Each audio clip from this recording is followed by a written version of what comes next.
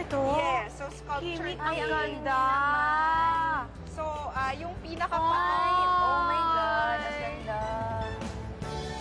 More sweet treats from our online entrepreneurs sa pagbabalik ng Chris Reed.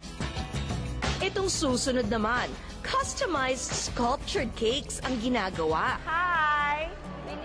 Oh my God! This looks like ano? Braso. Yes.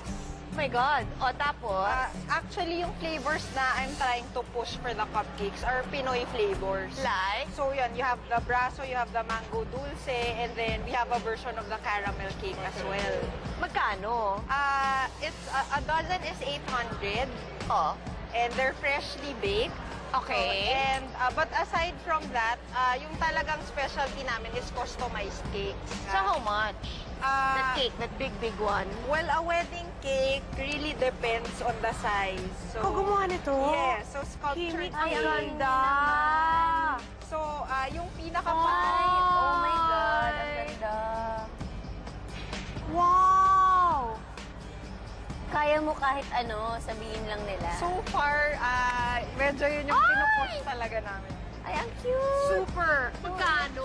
Like Mga for cake? example- Like itong lovebirds din, parang mahal yan. For that cake itself, yung magiging edible dyan will be this part. Although we can do the whole thing edible, siguro around 3,000. Oh my God, may Candy Crush! Yes. Paano mo ito inaral?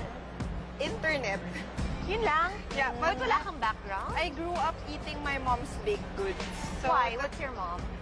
Well, she did it as a hobby, mga brownies, cookies, cakes, ganyan. And then, nag-work talaga ako sa office. And then, parang may mga nag-request kasi na office meet. So, I started to build na yung portfolio.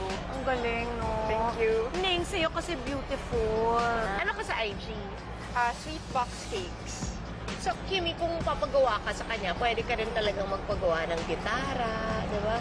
Yeah, lahat.